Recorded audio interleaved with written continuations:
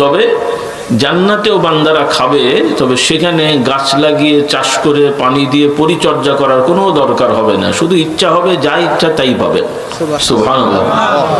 হ্যাঁ, জান্নাতে এটা থাকবে। দুনিয়ার রেওয়াজ কিছু দায়িত্ব পালন করতে হবে, এগুলো যদি শরীয়ত মোতাবেক আল্লাহর আইন মোতাবেক চলেন, ইমান ঠিক রেখে আল্লাহর প্রতি ভরসা রেখে, আল্লাহ তাআলা ওয়াদা দিচ্ছেন যে এই মানুষগুলোকে আল্লাহ তাআলা জান্নাত দান করবেন। সুবহানাল্লাহ। পুরুষ নারী সবাই নাকি শুধু পুরুষেরা? মানে মহিলারা তো আর জান্নাত জাহান্নাম নেই নাকি? হ্যাঁ, বা থাকলেও তাদের ইবাদত দরকার নেই।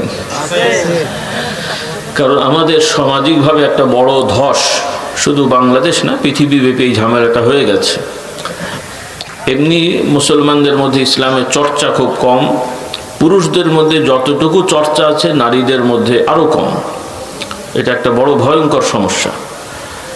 আর ইসলাম আমলের ক্ষেত্রে, আমলের থেকেও ইমানের দিক থেকেও মা বোনেরা অনেক পিছিয়ে গেছেন। আর এটা স্বাভাবিক যে এই পুরুষেরা, আপনারা যেভাবে ওয়াজ নসিহত শুনতে পান, জুমার দিনে আলোচনা শুনতে পারেন, আলেম ওলামা হুজুরদের সাথে দেখা করা যায়, মহিলারা তো এভাবে দিন শেখার সুযোগ পায়।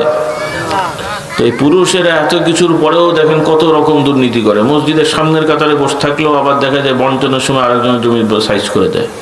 আপনাদের দেশে নেই মনে হয়, কি বল? তাহলে এত কিছুর পরে এই অবস্থা। তো মহিলারা তো সেই সুবাদে যে আলেম ওলামার ওয়াজও শুনতে পারে না, কিতাবাদিও বেশি পড়তে পারে না, সেই তুলনায় পার্সেন্টেজে বলা যাবে আমাদের মা বোনেরা যতটুকু আছে বলা যায় তুলনামূলক পুরুষের থেকে ভালো আছে, বলি আলহামদুলিল্লাহ। তুলনার দিক থেকে যদিও তাদের মধ্যে ভুলভ্রান্তি অন্যায় আছে, এগুলোর কারণ হলো তারা ইসলাম শেখে না, বা শিখতে আপনারা দেন না, পারেন, শেখানোর ব্যবস্থা নেন না। অথচ ইসলামের বিধানই হলো ছেলে মেয়ে সবাইকে দিন শিখতে হবে, এটা আমাদের জন্য ফরজ। যেমন নামাজ ফরজ, আচ্ছা নামাজ ফরজ আপনি যে বিশ্বাস করলেন, কিন্তু ফরজে আইন, রুকু সিজদা তাসবিহ তাহলিল এগুলো না জানলে কি আদায় করতে পারবেন? হজ ফরজ বুঝলাম, নিয়ম জানেন না, আদায় করতে পারবেন?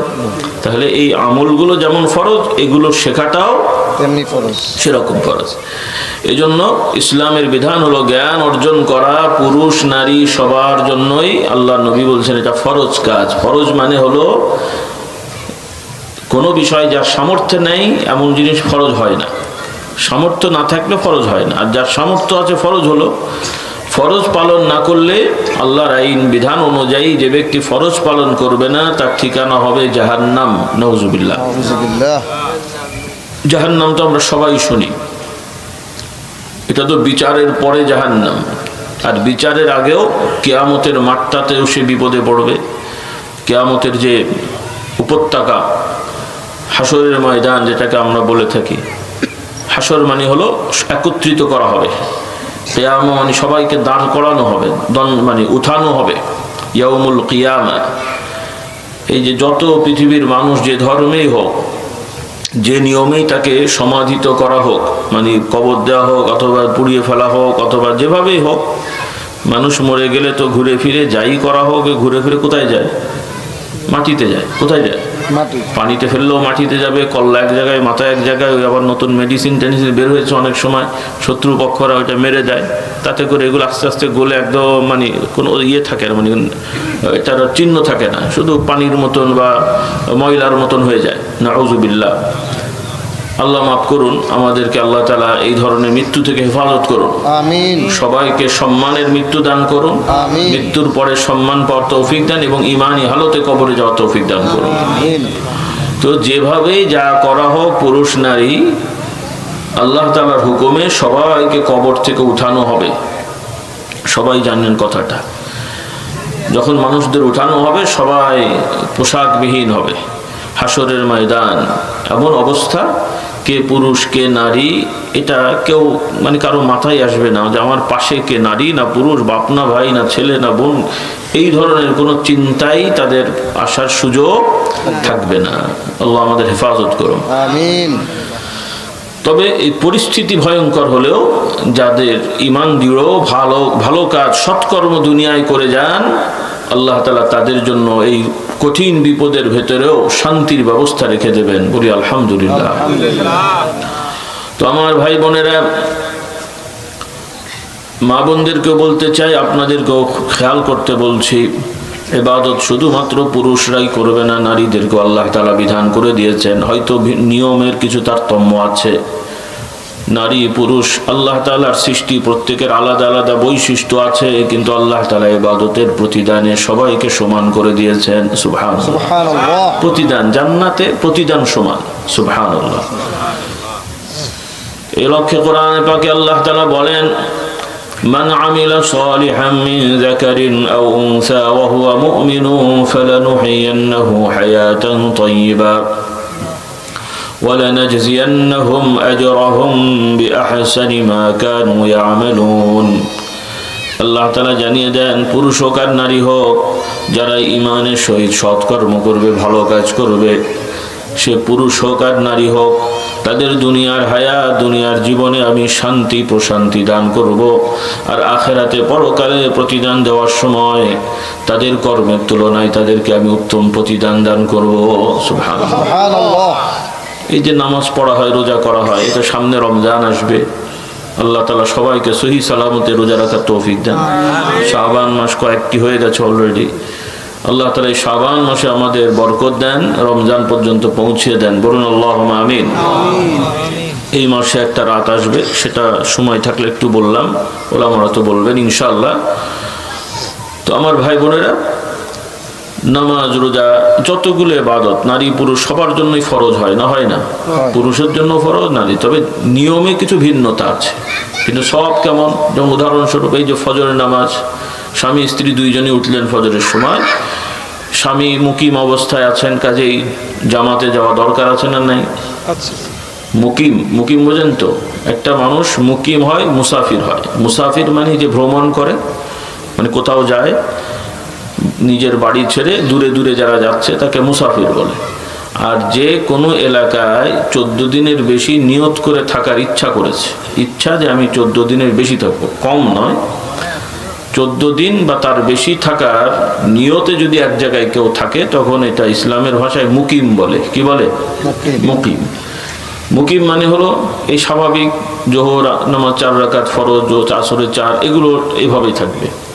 আর মুসাফির হয়ে গেলে, সব মুসাফিররা যদি একসাথে নামাজ পড়ে, মুসাফির ইমাম যদি হয় অথবা একা পড়ে, তখন 4 রাকাতের নামাজ 2 রাকাত হয়ে যায়। কয় রাকাত হয়?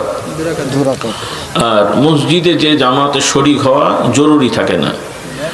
আর মুকিম অবস্থায় পুরুষদের জন্যে যে এলাকায় আছে, নিজের বাড়িঘর ছাড়াও যদি বেড়াতে যেও যদি এক জায়গায় 14 দিনের বেশি আপনার ইচ্ছা পরিকল্পনা যে আমি বেশি থাকবো, তাহলে ওই ক্ষেত্রে ওই এলাকার কাছের যে মসজিদটা, আজান শুনতে পেলে জামাতে যাওয়া, ওজোর যদি না থাকে জামাতে যাওয়া তার জন্য জরুরি। সে জামাতে গেল না, ঘরে পড়লো, নামাজ হলেও সে গুনাহগার হলো। কি হলো? গুনাহগার। এটা একটু বুঝতে হবে। আমরা অনেক সময় জামাতে যাওয়া সব সবাই জানি, কিন্তু এটাকে মনে করে যে গেলে সব, না গেলে মনে হয় সমস্যা নেই। এটা ভুল ধারণা। যাওয়া তো সবের কাজ বটেই, কিন্তু ওজোর থাকলে জামাতে না গেলে মুকিম অবস্থায় এটা গুনার কাজ। আর এই গুনাহটাকে বা এই স্বভাবটাকে মুনাফিকি স্বভাব বলা হয়েছে। আল্লাহ আমাদের হেফাজত করুন। আমরা কেউ চাই মুনাফিকদের কাতারে যেতে না, এই জন্য পুরুষেরা এটা খেয়াল রাখবেন। তো আমি কথাটা এই জন্য বললাম, ফজরের সময় পুরুষ স্বামী ঘুম থেকে উঠে উজু করে সুন্দর করে, শীতের দিন কনকনে শীত, মসজিদে গেল, বর্ষার সময়ও বৃষ্টি বাদল ছিল, তারপরও কষ্ট করে মসজিদে গেল বা এমনি গেলেন, তো ঘুম থেকে উঠে মসজিদে যাওয়া কিছুটা তো কষ্ট আছে তো, না নাই? তাহলে ইনি মসজিদে গেলেন আর স্ত্রী বাড়িতেই নামাজ পড়লেন। একজন স্বামী মসজিদে যে জামাতে নামাজ পড়লো, স্ত্রী বাড়িতে নামাজ পড়লো, কার সব কম কার সব বেশি? ঝামেলায় পড়ে গেছেন। একজন কষ্ট করে উঠে বাড়ি মসজিদে গেল, আর স্ত্রী তো বাড়িতে পড়লেন, কারটা কম কারটা বেশি? বুঝে বলছেন আন্দাজে। যাই হোক, অনেকে দ্বিধা হয়ে গেছে যে তাই তো কি হলো, তাহলে দুজন দুভাবে আদায় করলেও সব কিন্তু সমান। সুবহানাল্লাহ বলে। কেন সমান? যে মহিলাকে তো আর আল্লাহ বলেননি যে তুমি জামাতে যে নামাজ পড়তে হবে। মহিলাদের জন্য জামাতে যাওয়া জরুরি না, আল্লাহ আইন করেননি, কাজেই সে যায়নি। আর পুরুষদের জন্য আইন করা হয়েছে, সেজন্য গেছেন। তাহলে মহিলাদের বাড়িতে নামাজ পড়া উত্তম, পুরুষদের মসজিদে পড়া উত্তম। দুইজনই কার আইন মেনেছেন? আল্লাহর আইন মেনেছেন। বলি আলহামদুলিল্লাহ। একই বিষয়ের শিক্ষক, মানে একই ক্লাসে, মানে একই মানের শিক্ষক, একই পোস্টের দুইজন শিক্ষক, একজন বাংলা পড়ায়, একজন ভূগোল পড়ায়, কার বেতন বেশি কার বেতন কম? সমান। একজন ভূগোল পড়াচ্ছে, একজন বাংলা পড়াচ্ছে, আর একজন ইংরেজি পড়াচ্ছে, পোস্ট এক। তাহলে বেতন কি একরকম না তিন রকম? বেতন একরকম। ওইভাবে রমজান রোজা রাখবেন, পুরুষরাও রাখবেন, নারীরাও রাখবেন। রোজা হিসেবে সব একই হবে। আল্লাহ তাআলা পুরুষের বেশি নারীর কম এটা হবে না, বরং কিছু কিছু ক্ষেত্রে নারীরা বরং রমজানে, প্রতি রমজানে সব রোজা একসাথে রাখতে পারে না, কিছু রোজা তাকে পরে রাখতে হয়। বিশেষ করে এটা মা বোনরা জানেন, বড়রা জানেন। আপনারা এটাও আমি বলে দিই, খেয়াল রাখতে হবে যে কিছু মা বোনেরা রোজা রাখেন বটে, কিন্তু যেই রোজাগুলো ভাঙতে হয় বিশেষ কারণে, ওই রোজাগুলোর হিসাব নিকাশ থাকে না। রাখলো 25টা 20টা 21-22টা রাখলো, বাকিগুলো ভাঙলো, ওগুলার হিসাব নেই, পরবর্তী আর রাখে না। আবার রমজান আসলো, স্বাভাবিক রোজা রাখছে। ওই যে 7টা 5টা 10টা রোজা ভেঙে গেল, ওগুলার হিসাবও রাখে না, রাখেও না। এই সমস্যা অনেকের আছে। কি মনে হয় আপনাদের আছে না? নাই জানছেন না, আন্দাজি বলছেন, আছে অনেকে। আমার মা বোনদের সাবধান করি, আপনারা এগুলো হিসাব রাখবেন, কারণ এগুলো আপনাদের ফরজ রোজা। এটা তো বাড়তি না যে আপনারা 35-40টা রাখবেন। ওই পুরুষরা যা রাখে আপনারাও সংখ্যা একই, হয়তো ওগুলো রাখতে হয়, কারণ এগুলো ফরজ রোজা, রাখতেই হবে।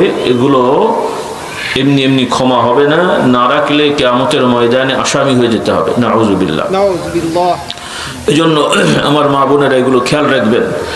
তো আমি যে কথা বলছিলাম ভাইরা, আল্লাহ তাআলা কিছু বিধান, ইবাদতের নিয়মের কিছু তফাৎ করে দিয়েছেন, কিন্তু প্রতিদানে সমান করেছেন। দুনিয়াবি রেওয়াজে আল্লাহর বিধান হলো পুরুষেরা উপার্জন করবেন, তারা ব্যয়ভার বহন করবেন, সমাজ রাষ্ট্র পরিচালনা করবেন, সমাজ পরিচালনা করবেন, আইন আদালত দেখবেন। এই দায়িত্বগুলো হচ্ছে পুরুষদের দায়িত্ব। কার? পুরুষদের। সমাজ চালানো, সমাজপতি হওয়া, রাষ্ট্র চালানো, যুদ্ধ বিগ্রহের ব্যাপারে রাষ্ট্রের নিরাপত্তা বিধান করা। হ্যাঁ, কথা বুঝতে কষ্ট হয়? এই কাজগুলো নারী পুরুষ সবার না, এই কাজগুলো পুরুষের। এই কাজগুলো কার? টহল দেওয়া, একটা এলাকা মানুষের নিরাপত্তার জন্য টহল বাহিনী, যেমন সশস্ত্র বিভাগ, আইন শৃঙ্খলা রক্ষাকারিনী বলে না, বিভিন্ন বিভাগ আছে। এই যে তারা টহল দেবেন, রাতে জেগে এলাকা পাহারা দেবেন, যেন সন্ত্রাসী দুষ্কৃতীরা কিছু করতে না পারে। এই কাজটা কি নারী পুরুষ সবার না পুরুষের? কি মনে হয় আপনাদের? বুঝে বলছেন না আন্দাজি বলছেন? এই দায়িত্বগুলো পুরুষের, এটা নারীর দায়িত্ব না। রাত দুপুরে রাস্তাঘাটে পাহারা দেওয়া এটা মহিলাদের দায়িত্ব না। কিছু কাজ মহিলারা করতে পারবেন, সেটা দায়িত্ব না, বৈধতা আছে। দোকানদারি করা না জায়েজ না।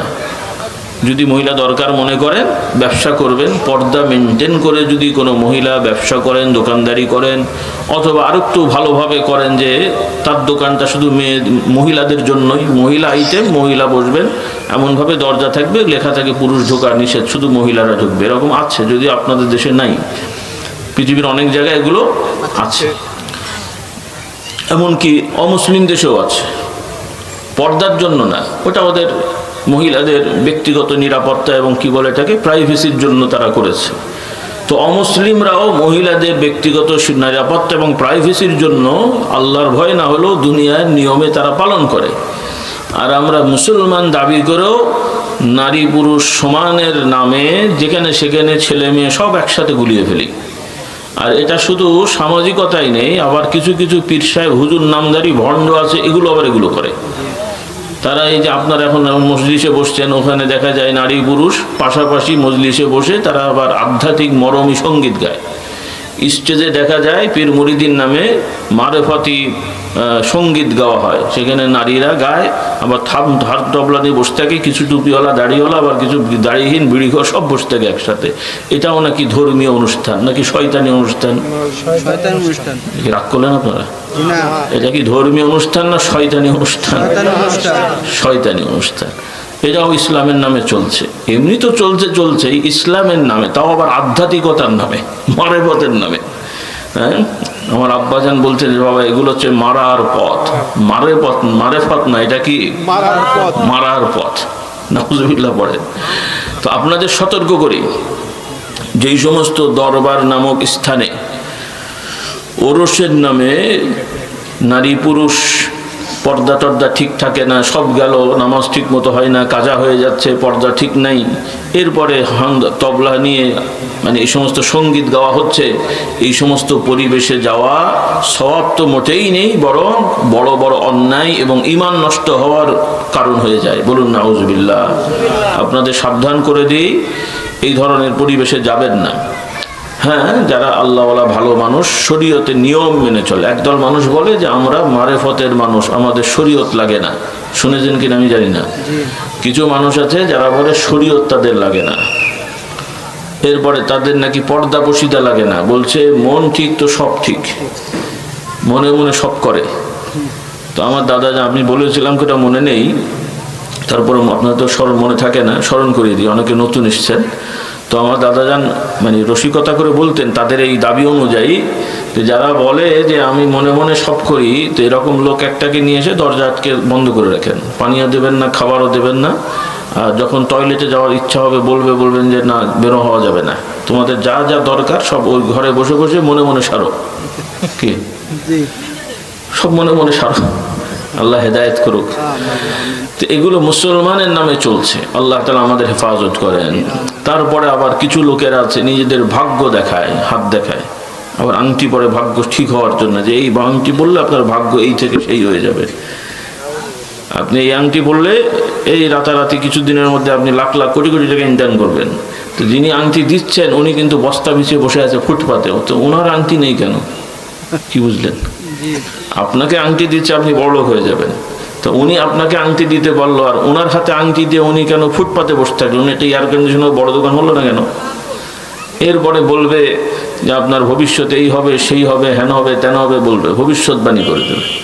তা আমি আর কি করে বলি যে ভাই এরকম লোক যখন বলবে আপনার এই হবে হাত দেখে, সেই হ্যান তেন, আচ্ছা করে একটা চর মেরে দেবেন। মেরেন না, কথার কথা। তো মানলাম এই যে ভাই এটা কি কাজ করলেন?